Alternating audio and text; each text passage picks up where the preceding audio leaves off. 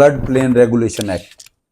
Flood plain regulation act, उसमें ये है सर, आपको पता है कि ये ज़मीनें जो हैं मोस्टली प्राइवेट लोगों की लैंड्स हैं, ठीक है। सिवाय उस लैंड के जहाँ पे बराजेस या ब्रिजेस बने हुए हैं। सर मुझे दूसरे सूबों का तो मालूम नहीं है, मैं जब डीजी था इन्वायरमेंटल प्रोटेक्शन एजेंसी, बल्कि मैं ही उसका। देखिए, इम्प्रूवमेंट सिस्टम में तो गुंजाइश रहती है, मगर सबसे पहले है कि हमें अपना जो स्टाइल ऑफ लिविंग है ना। जी व्यूअर्स, नेशनल फ्लड कमीशन के चेयरमैन या चीफ इंजीनियर एडवाइज़र के साथ हम हैं, बैठे हैं, और आपने फ्लड कमीशन की जो ऑब्जेक्टिव्स है, उसकी हिस्ट्री, उसके जो फंक्शन है, उसके बारे में हम बात कर रहे थे। तो आइए उसी सिलसिले को आगे बढ़ाते हैं। सर ज़रा तफसील से हमें बताएं ना, इस एक एक फंक्शन में आपको लूप होल कहाँ पे नज़र आते हैं, आपकी अचीवमेंट कैसे आप इसको देखते हैं। फॉर एग्जांपल जो आपने बात की फ्लड प्रोटेक्शन प्लान्स की, तो आप कैसे, आप सेटिस्फाइड है जो करंट हो चल रहा है, खासकर जो मौजूदा क्लाइमेट चेंज और उसके हवाले से जो नेशनल चेंजेस है, आप कैसे देखते हैं इसको? सर, इसमें जो हमारा नेशनल फ्लड प्रोटेक्शन प्लान है, इसके अंडर बहुत सी एक्टिविटीज़ है। इसमें खाली ये नहीं है कि ये हम कोई सिर्फ जो स्ट्रक्चरल जो प्रोजेक्ट्स हैं हम उनको लेते हैं कि अलॉन्ग द रिवर जो है काम करने हैं। हम उसके अलावा भी जो सॉफ्ट कंपोनेंट जिसे कहते हैं, मतलब फ्लड प्लेन रेगुलेशन पे हमने जो है डॉक्यूमेंट्स बना के सूबों से शेयर किए हैं। इनिशियली फ्लड कमीशन ने ही फ्लड प्लेन रेगुलेशन के लिए flood plain regulation act draft किया।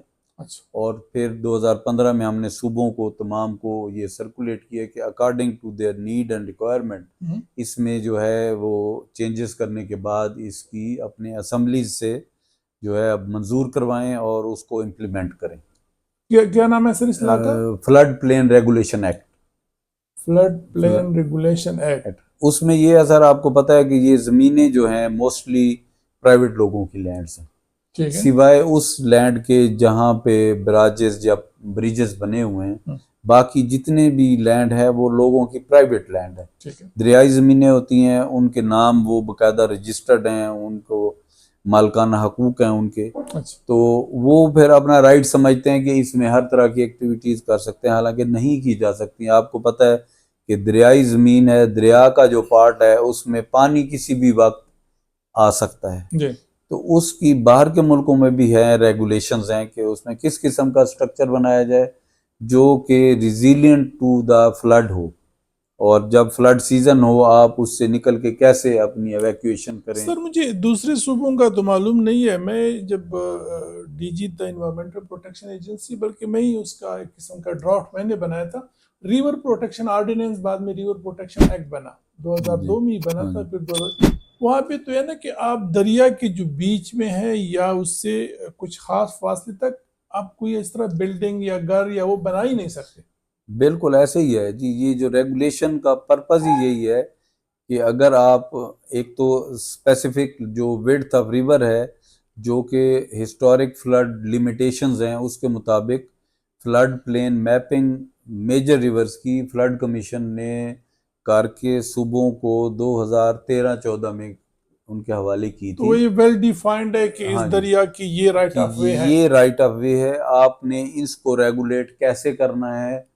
और उसका जो बेसिक ड्राफ्ट हमने बना के सूबों को दिया, इसी वजह से दिया तो कि सर आप क्या इसको क्या उनके रेगुलेट। किनारे पे कोई मतलब है निशानियां, कोई मार्क्स है कि जी ये दरिया का लेवल का या इस राइट ऑफ वे है, देखें जो तो यहाँ तक है? हाँ, उसमें ये है कि जो तो अपलैंड्स हैं जैसे जीबी केपी, इन इलाकों से जब आप अटक से नीचे जब इंडस आ जाता है तो फिर प्लेन एरियाज शुरू हो जाते हैं। मगर उससे ऊपर तो बड़ा वेल डिफाइंड है, हाई बैंक्स हैं, आपको पता होता है कि ये वहाँ पे गांव हैं सारे, तो उनको भी पता है कि ये जो है ना वेल डिफाइंड रूट है रिवर का, इसी गॉर्ज में इसने चलना है ठीक है। जितना भी पानी आ जाए। ठीक है। तो इसलिए वहाँ तो इतनी प्रॉब्लम नहीं है। जी। मगर जहाँ भी खुली जगह आ जाती है, थोड़ा वाइड स्टेप आ जाती है, तो लोग उसको इंक्रोच करने की कोशिश करते हैं।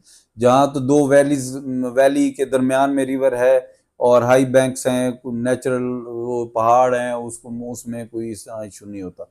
मगर जहाँ पे जो ही आपको फ्लैट लैंड मिलती है, चाहे वो पहाड़ी इलाके हैं चाहे वो मैदानी इलाकों में है, तो लोग उसको बहुत जल्दी इंक्रोच करने लगते हैं। जी। तो उसमें यह है कि जो भी हिस्टोरिक फ्लड की जो लिमिट्स हैं वो मार्क की जाएं प्रॉपर, जो रेगुलेशन का मकसद यही है, और उसके अंदर वो इंफ्रास्ट्रक्चर ना बनाया जाए जो कल को जिसको डैमेज हो जाए और फ्लड सीजन में आप उसको रिमूव ना कर सकें।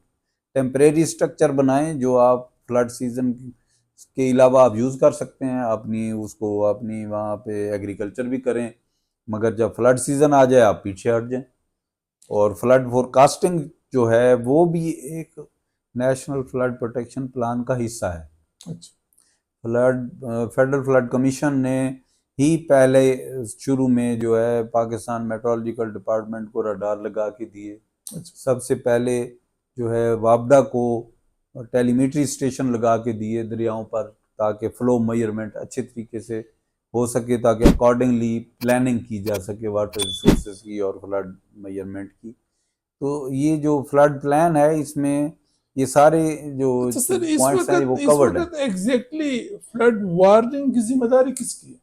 जी, फ्लड वार्निंग जो है ना वो कौन इश्यू करता है उसको डे टू डे बेसिस पे? देखिए, एक है डिटरमिन करना, फ्लड अच्छा। आ रहा है वो डिटरमिन करना है based on the flow measurements in the streams या दरिया, उनमें जो फ्लो मेजरमेंट हो रही है उसमें वापडा भी कर रहा है। ठीक है। कुछ सूबे जो हैं अपना जो उनकी छोटे दरिया हैं जो विद इन द प्रोविंस ही निकलते हैं और ख़त्म हो जाते हैं, उसमें सूबे भी कर रहे हैं। कुछ पॉइंट्स ऐसे हैं जहां पाकिस्तान मेट्रोलॉजिकल डिपार्टमेंट कर रहा है, और फिर मेट डिपार्टमेंट जो है उनके पास रडार्स भी हैं और फ्लड फोरकास्टिंग मॉडल भी हैं। तो जो कि ये जो इनफ्लोज रिवर फ्लोज का डाटा वापडा और सूबे इकट्ठा करते हैं वो उनके साथ शेयर करते हैं, और पीएमडी अपना मॉडल्स रन करके जो रडार से जो डाटा आता है उस सारे को कंबाइन करने के बाद एक फ्लड की जो फोरकास्ट करते हैं पाकिस्तान मेट्रोलॉजिकल डिपार्टमेंट। फिर वो फोरकास्ट जब इशू करते हैं तो उसके साथ वो बता देते हैं इसका स्प्रेड कितना होगा, क्योंकि वो हमारे पास भी फ्लड प्लेन मैप्स मौजूद हैं, उनके पास भी मॉडल्स मौजूद हैं, तो वो अकॉर्डिंगली एक जो है फोरकास्ट जनरेट करने के बाद एक बुनियादी जो उसका रिक्वायरमेंट है कि हमने वार्निंग कैसे इशू करनी है, वो तमाम मुतलका इदारों को वो अपनी जो होती है ना वो डिस्पैच करते हैं। फ्लड कमीशन के पास फेडरल लेवल पे आता है, वापडा के पास भी जाता है, और जो रिस्पेक्टिव डीडीएमएज हैं फेडरल गवर्नमेंट लेवल पे, एनडीएमए है, उन सब के पास जाता है।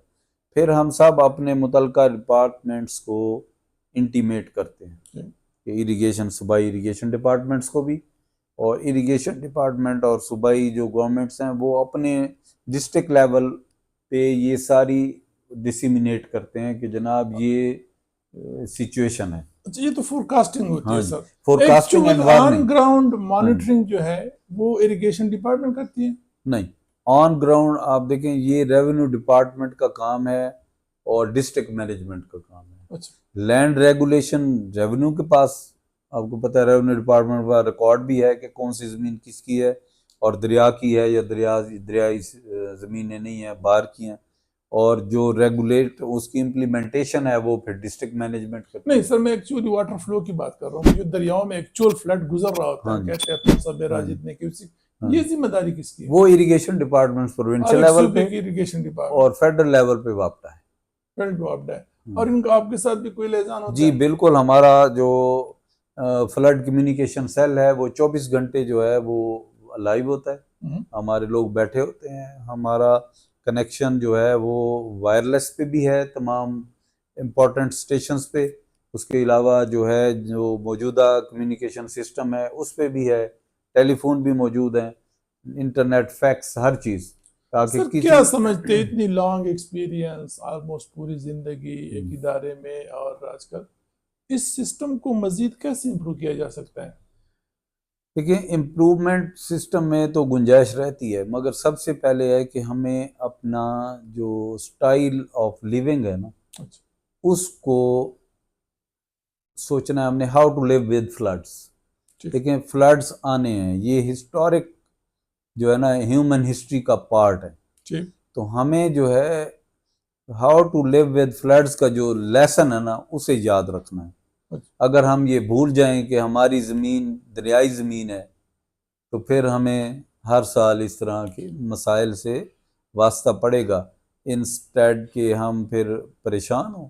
हाँ, कुछ इवेंट्स ऐसे आ जाते हैं डिज़ास्ट्रस, जैसे ये क्लाउड बस्ट वगैरह, तो मगर रूटीन में जो रिवर फ्लडिंग है या जो एक रूटीन सीजनल रेन्स हैं, उनका मुकाबला करने के लिए हमें खुद को ट्रेन करना चाहिए कि how to live with these चलिए डिजास्टर्स। सर, थोड़ा सा ब्रेक लेते हैं और फिर जो आपने फिनोमेना की बात की, क्लाउड बर्स्ट और क्लाइमेट चेंज, जरा इन पे भी बात करते हैं अपने व्यूअर से।